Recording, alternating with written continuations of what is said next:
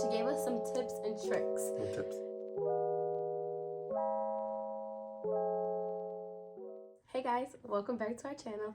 If you are new here, my name is Yezo. I'm Theo. He's always so awkward on the camera, and I don't know why, because he has such a funny personality. In today's video, we are going to be talking about our birth story with our son. So when you guys see this, our son will be just turning 1, and we have never shared it, but we always talk about it and we laugh. So we wanted to share it with you guys. Yeah. So to start, where should we start? I think we should start with the 38-week appointment. So 38-week appointment, I went in and I was 0 centimeters dilated. And I started getting a little nervous because this was around the same time where I was with Bella that ended up into a C-section. Were you nervous at that point, or you just kind of like, you said? No, I wasn't nervous. Okay. So my midwife wasn't concerned. She was like, we still have time, so don't get too nervous. So I was like, okay, cool. She gave us some tips and tricks. What tips? Lots of sex was the first thing that came out of her mouth. And I feel like Theo's eyes just like lit up. He was like, I had a mask on, so it's even worse. All you see is this. You don't really see. So she said lots of sex. She said the primrose oil. Was that the oil? That was the pill to insert it. The bottle says that, well, Google says that you can insert it or take it. So at first, you started taking it, and she was like, "No, just pop it in." That's what she said. Pop it in. She did. That was her exact. We love our midwife. Like, we are actually so sad that we're moving, because if we weren't, we would be going right back there for our future kids. But yeah, she said insert it, have lots of sex, and it's not just the sex; it's the finality. It's like you're making a baby again. Correct. Yes, that was the perfect way to say it. Like, come on, get past this part. You're trying to get banned on YouTube, clearly.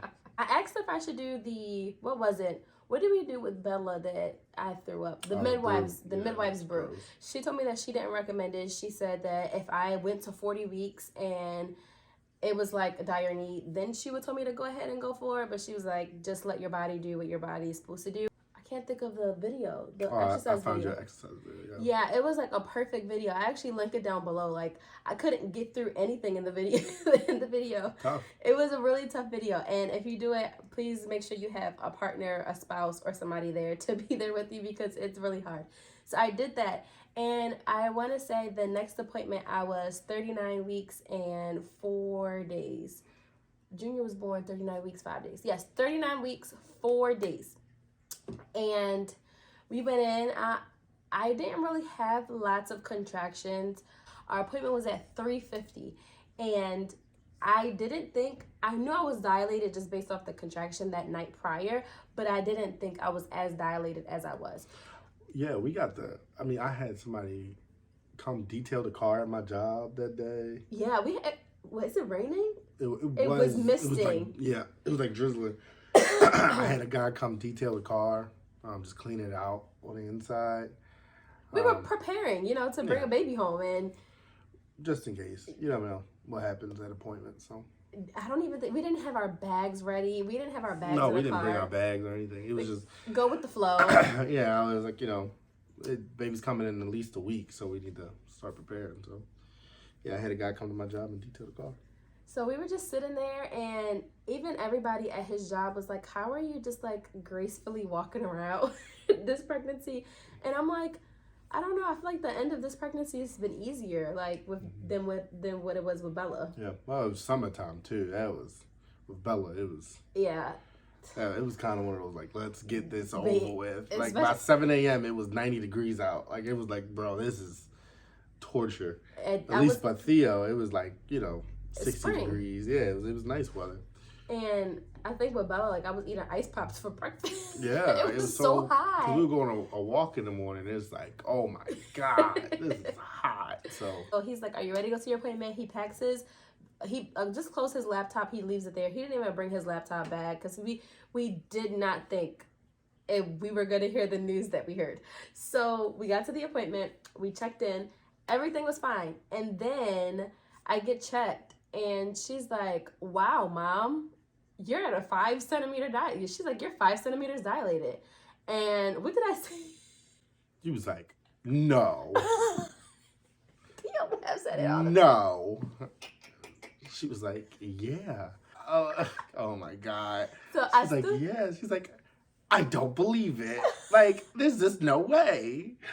Because she asked me, she's like, are you feeling contractions? And I'm like, nothing consistently to where it's like, oh, I think, I know I'm dilated.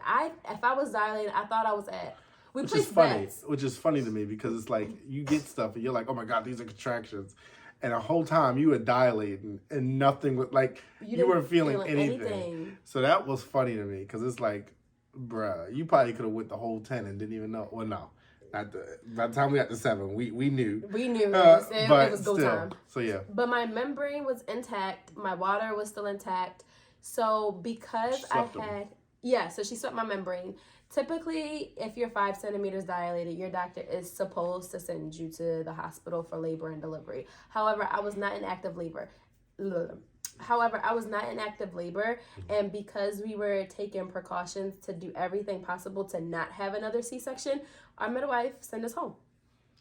So, and that lasted all of a couple hours. Because right after she swept them, it was like, here come the contractions.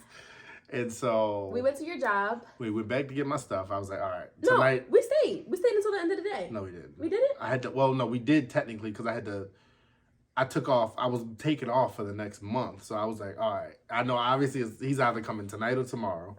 So let me try to finish up whatever. So you were just sitting there. Sorry, I didn't put a date on this. This is March 31st. Yeah. At this point. So I'm like, all right, let me, and mind you, in my job, the beginning of every month is the busiest time. That's when I gotta do my last month report and gotta get all that stuff done. So I'm like texting my boss, like, hey, you're gonna need to come to Baltimore. And he's in New York because he had New York properties. And I'm like, hey, you're gonna need to come to Baltimore. I'm probably not gonna be here. I need my report done. Yada. It's like, I was kind of hoping, we could, because our due date was what? April 3rd was our due date. Which was a So Sunday. I needed to finish the month out. I just needed to get to the point where I can close the previous month. So that's what I was kind of rushing to do on the 31st. And we went to go get Bella. Was Bella up here yet? Bella was not up here. She was in Baltimore She was in Baltimore still. Oh, Lord, yeah. So we had to go all the way back across town to get Bella in Baltimore. And then go home, sit in traffic, by the way, because usually I would leave work at like 3:30, 4 o'clock.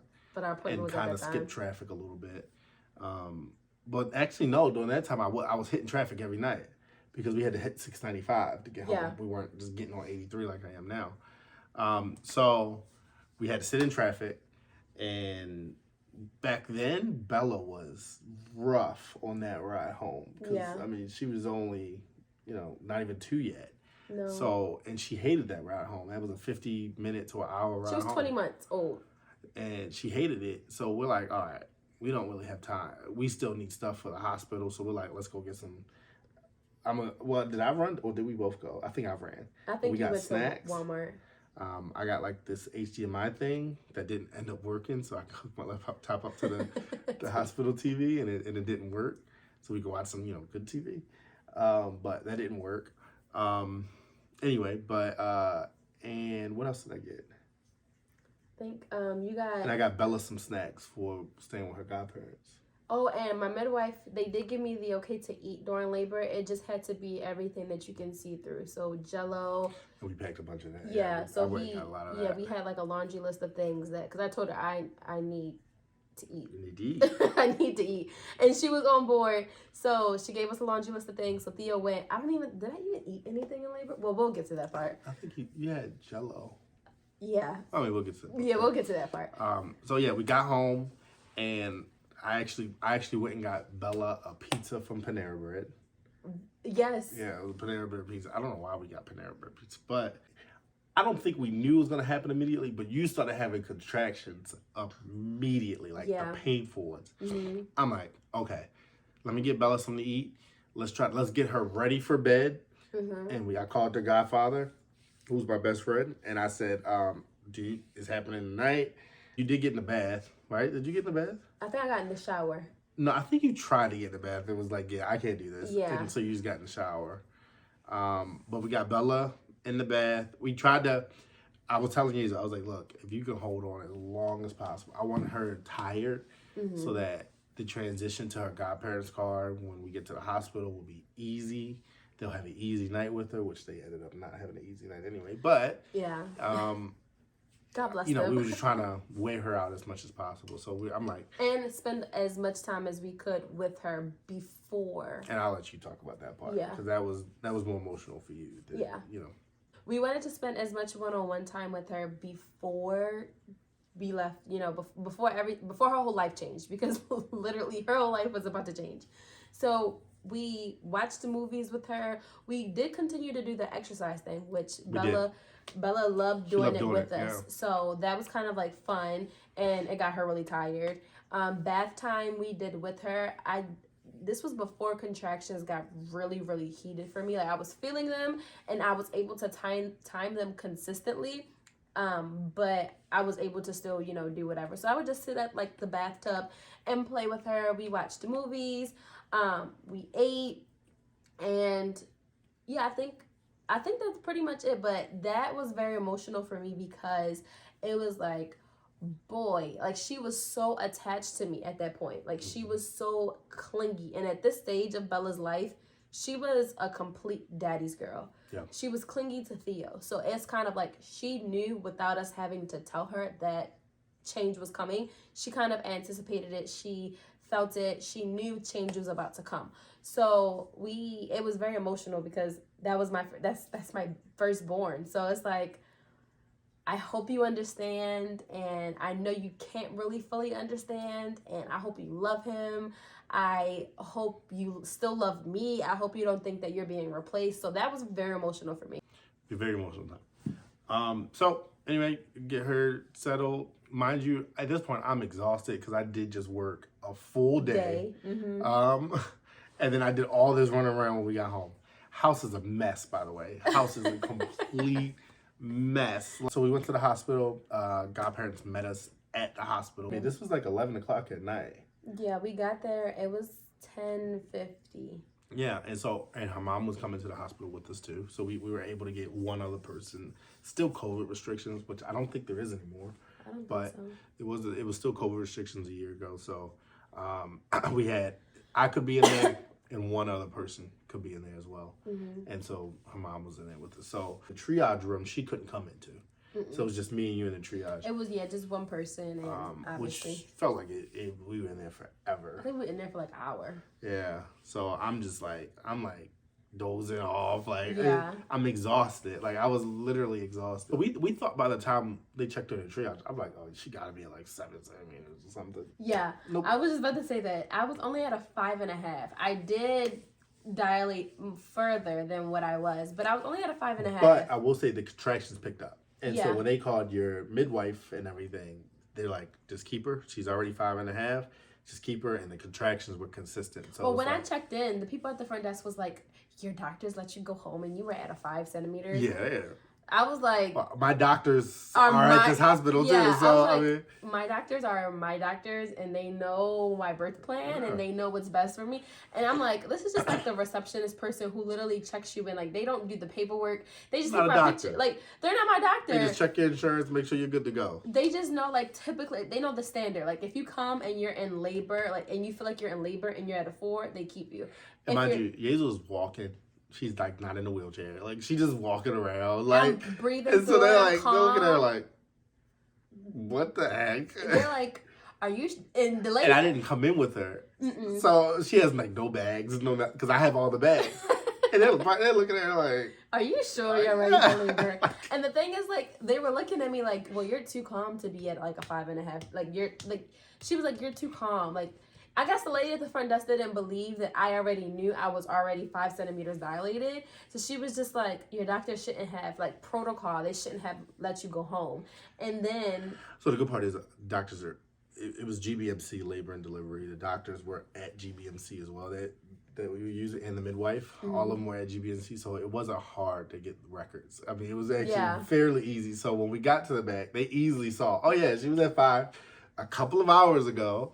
And the midwife was like, well, Mom, you're only at a 5.5. So they asked me, they was like, before we get you checked into a room, do you want to start walking around? Do you want to progress any further, because at that point they have my records. They see that I had the emergency C-section, so they see our records from our first delivery, and they're like, what can we do before we get you checked in? They even asked me, they were like, do you want to go home and come back when the pain is like unbearable? And when we explained to them, they were like, yeah, no. We were like, we live 40 minutes away.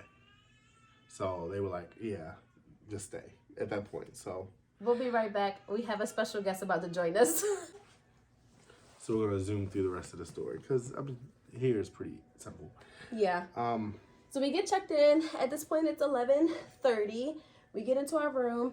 I had an air mattress. I blew it up because I was like, I'm going to sleep. I'm tired.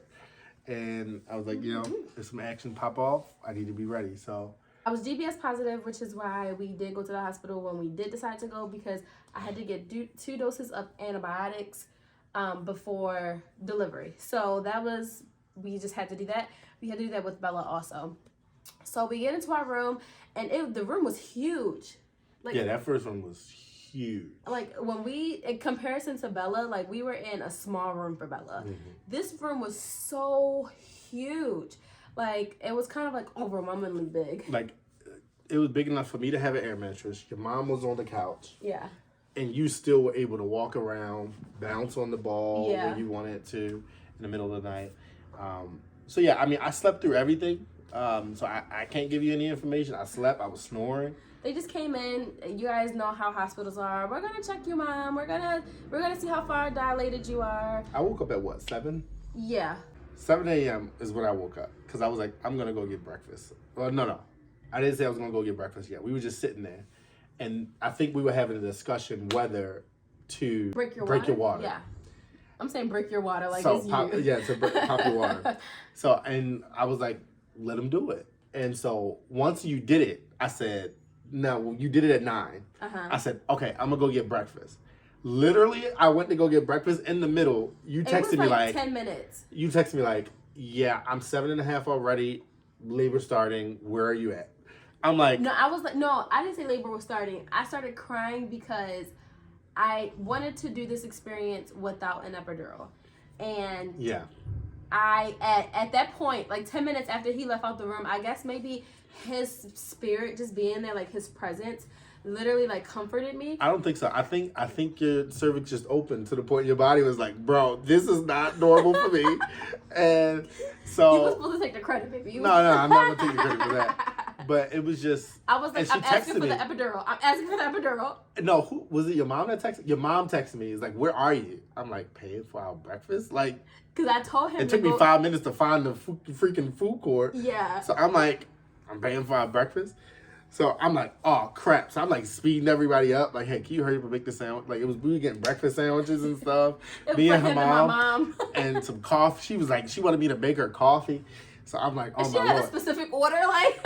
Like, it was Starbucks. Like, bro, no, this is one of the pump handle coffee things. But anyway, so I like run back to the room, and I get back, and you're like, I'm hysterically crying at this point. I'm like, so what do you want to do? And you didn't want to say, I want to get the epidural. Like, I think she felt like she was giving up. I'm like, you're not giving up, dude. Like, you're giving yourself a more fighting chance by taking it, right? So, we kept going back and forth. I'm like, look, if you get the 8, they can't give it to you. So you need to decide now. And so she made a decision, and they checked her right before. And they're like, she is really borderline. And the guy's like, all right, I'm going to try to make do what I can. No, before so like, you're shaking too already. Before he got there, because I was already at a 7.5, so they checked me. She was like, the nurse who checked me was like, I think she's at an 8, but for the paperwork's sake, we're gonna say 7.5. Yep.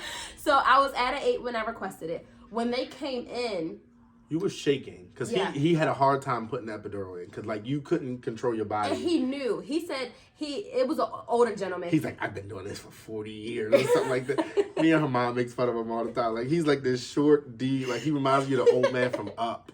Like, yes. He's like, I've been doing this for 40 years. And so he said he could tell by my back, the way the muscles in my back were moving, that I was further along. Yeah. And he said. And he kept touching it. He was like, she's about to have a contraction. And he would push off. And like literally 5 seconds later, contractions coming. It's like. Yes. It was I was like, there's no way you could tell that. He knew exactly like when the contractions were coming. He knew. He was like, Mom, once I give you the epidural, it's not going to be much longer. He was like, and he said it, and he said you're too far along to where it's not really gonna cover your full body. He was like, unfortunately, you waited a lot longer than you should have. So I mean, it's gonna give you relief, but it's not gonna provide total relief. He's like, you're still gonna feel a lot of the pressure. Yeah. He was like, there's like a 70. He was like, if I could give you a percentage, you're probably still gonna feel 70% of the pressure, and he was right.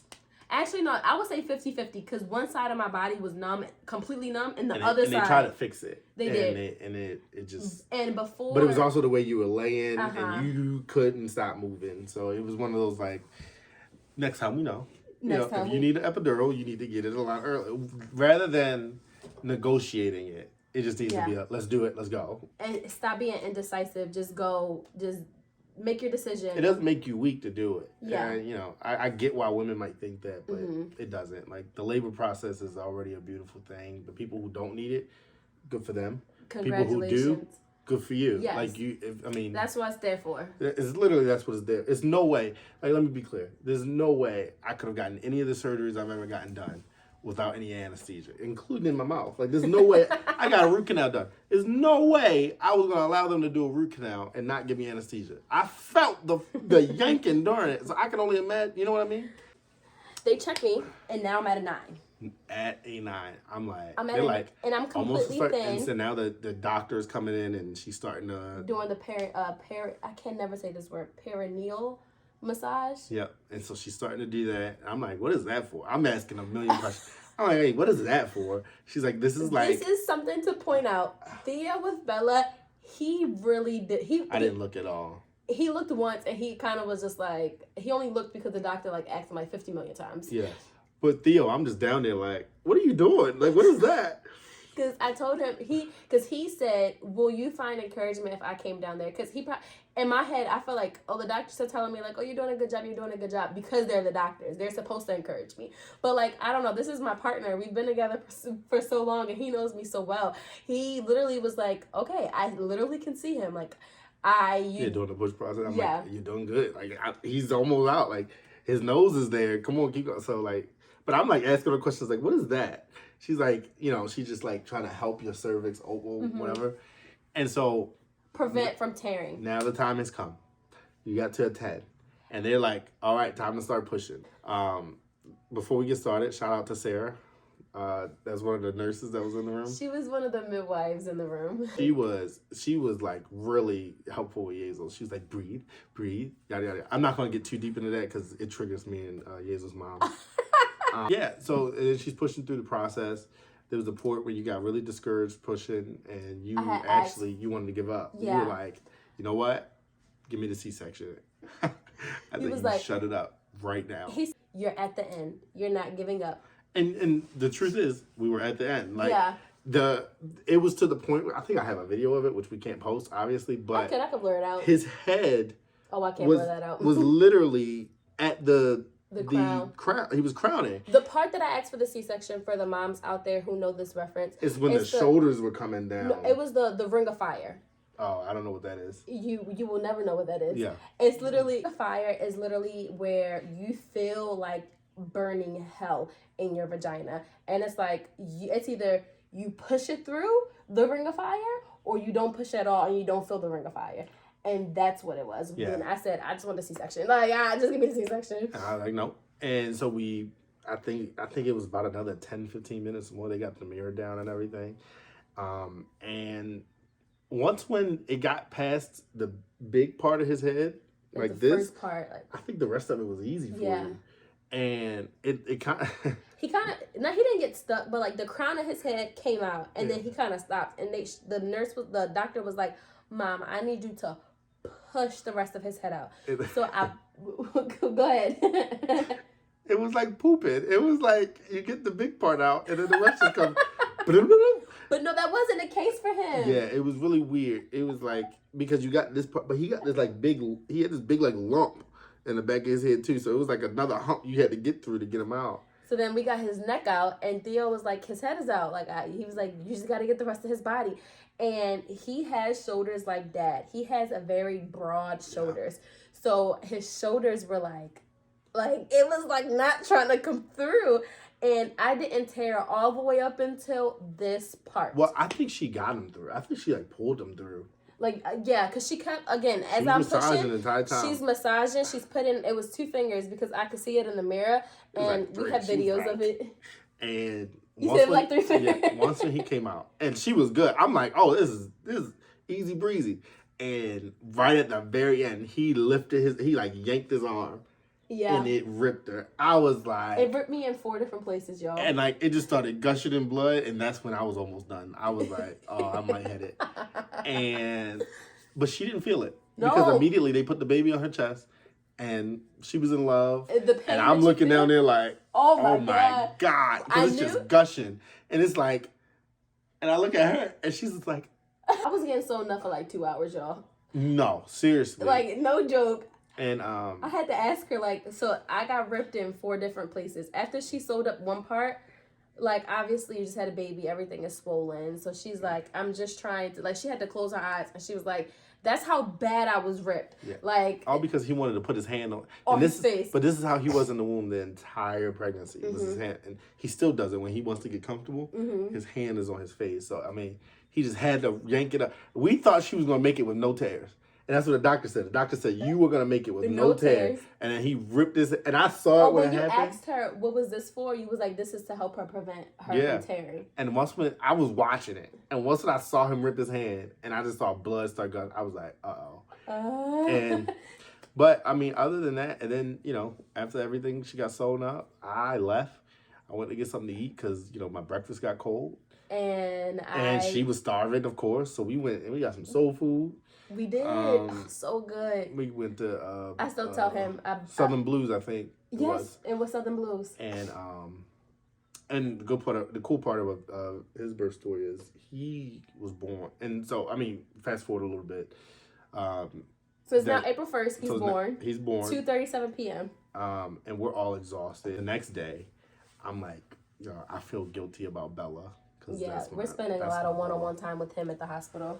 And so I wanted to go pick Bella up from her godparents. We were house hunting at the time, so we thought we were going to buy a house out here. And then, you know, plans changed. But I had a appointment set to go see this beautiful... Actually, we put an offer in. I put an offer in for it. We went beautiful. It was a 4-bedroom house. Price. It was huge. Absolutely beautiful. Me and Bella went. I went to pick up Bella, and we went to go look at it. And she loved the house. And I thought, what a present. What a push present. We're in the hospital watching WrestleMania with him, which is now his birthday tradition because WrestleMania is this weekend on his birthday too. So we'll watch it again.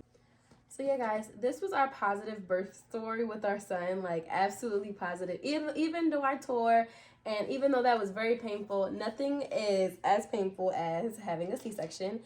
And if I could do it all over again, I will definitely ask for Junior's birth all over again.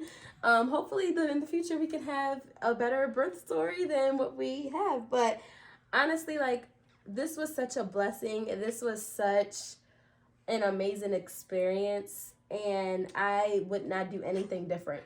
Look, he's like, no, give me kisses. He's up and ready to play. Thank you guys so much for watching our video. Make sure you like this video and comment down below. I want to hear your birth stories and let me know like what your favorite part of our birth story was. Make sure you subscribe to our channel and turn your post notifications on so you are notified every time we post a new video. We have more content coming for you guys. So be sure to join our family and we will see you guys next week. Bye.